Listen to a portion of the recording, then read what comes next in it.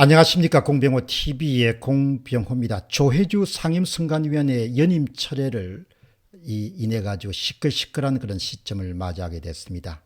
이런 아주 미묘한 시점을 전후해서 경희대학교의 김민전 교수의 주장이 몇몇 언론들이 크게 다룬 바가 있습니다. 1월 20일 날 김민전 교수는 선거의 무결성과 관련해서 다음과 같은 주장을 펼쳤습니다. 제가 국민의힘의 공동선대위원장에 임명되면서 했던 말을 다시 올리고 싶은 밤입니다. 첫째는 2018년 울산시장 선거에서 청와대 8개 조직이 개입한 것으로 검찰이 2020년 1월에 기소를 했습니다. 왜 아직도 재판이 제대로 진행되지 않는지 참 이상합니다. 두 번째입니다. 선거법은 6개월 이내에 재검표를 모두 마치도록 되어 있습니다. 왜 대법원은 아직도 재검표를 제대로 진행하고 있지 않는지 모르겠습니다.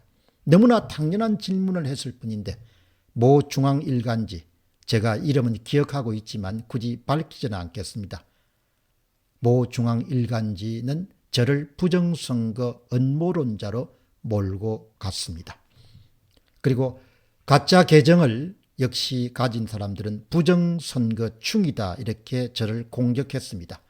이준석 대표도 기어코 부정선거까지라는 발언을 한 것으로 보도되었습니다. 여기까지가 경희대학교의 김민전 교수가 윤 캠프의 공동선대위원장을 맡아서 겪었던 일을 이렇게 정리해 두었습니다. 저의 논평은 이렇습니다. 여당 사람들의 침묵은 옳지 않지만 이해하는 바는 있습니다. 그들이 바로 범인이기 때문입니다. 엄청난 범죄에 연루될 것입니다. 바로 부정선거를 획책한 자들이기 때문에 그들은 침묵할 수밖에 없습니다. 그런데 당연히 문제를 제기하고 제도 개선을 요구해야 될 국민의힘은 왜 그렇게 침묵하는 겁니까? 왜 그렇게 무관심한 겁니까? 침묵 정도가 아니라 몇몇 사람은 당 내외에서 부정선거 이야기가 일체에 나오지 못도록 감시반장 역할을 수행해 왔습니다. 예를 들어서 김민전 교수가 윤석열 후보의 공동선대위원장을 맡고 나서 부정선거에 대한 대비책을 마련해야 된다고 주장하고 나왔을 때 매우 이상한 일이 있었습니다.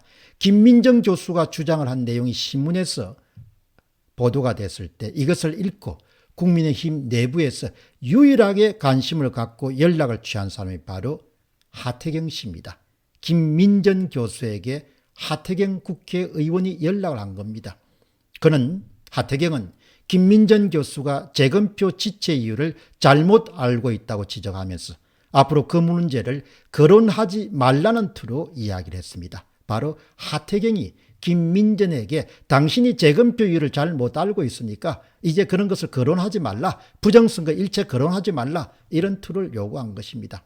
그래서 김민정 교수가 재검표를 담당하는 변호사에 전화를 해서 직접 물어봤습니다.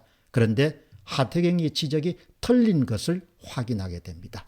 왜 이렇게 하태경은 당내외 부정선거를 거론하고 밝히려고 하는 사람들을 부정하고 그들을 꺾기 위해서 노력하는 것일까요? 이게 여러분 이상하지 않습니까?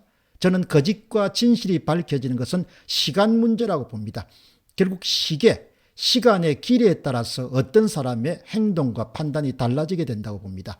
이준석이나 하태경류의 인간들은 결국 진실이 밝혀지고 정치계에서 아마 도태될 수밖에 없을 것입니다. 결국 사람이 시간의 길이를 얼마만큼 두느냐에 따라서 저는 판단과 행동이 완전히 달라진다고 봅니다. 저 같은 사람은 결국은 알려지게 될 것이고 사실과 진실 때문에 그것을 부정했던 인간들은 오명을 쓰거나 아니면 감방에 갈 수밖에 없을 것이다 이렇게 믿는 것이고, 이준석이나 하태경은 영원히 덮을 수 있다고 생각하기 때문에 저렇게 뻔뻔하게 아마 부정선거 주범자들의 부역을 하고 있을 것으로 봅니다. 그들의 소망대로 부정선거가 덮어지게 되면 그것은 곧바로 공화국으로서 대한민국이 망하는 것과 같은 일이 일어난 것을 뜻합니다. 대한민국이 망하지 않는 한 4.15 부정선거는 덮을 수 없다고 저는 봅니다. 다시 여러분 김민전 교수의 주장이 계속됩니다. 레비츠키와 지블렛은 어떻게 민주주의는 무너지는가라는 책에서 민주주의가 무너지는 기제 중에 하나로 심판 매수를 들고 있습니다.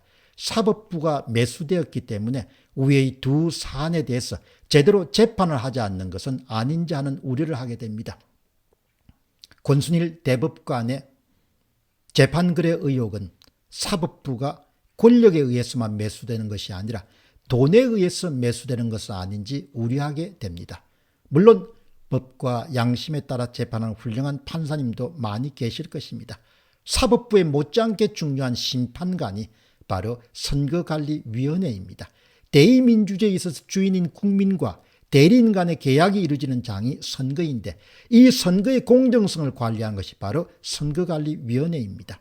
그런데 선관위 위원 9명 중에 7명이 사실상 정부 여당 추천이라고 합니다. 그 1명 중에는 김명수 대법원장이 지명한 의원도 2명이지만 매수당한 사법부라면 정부 여당이나 다를 바 없지 않나 하는 생각입니다. 나머지 2명 가운데 1명은 여야 합의 선출이고 또 다른 1명이 야당 추천목은 여당이 동의를 해주지 않아서 공석이라고 합니다. 정부 여당 일색의 심판을 믿고 경기를 해야 되니 걱정입니다. 미국의 연방선거관리위원회 FEC는 민주당과 공화당이 반반씩 위원을 추천합니다.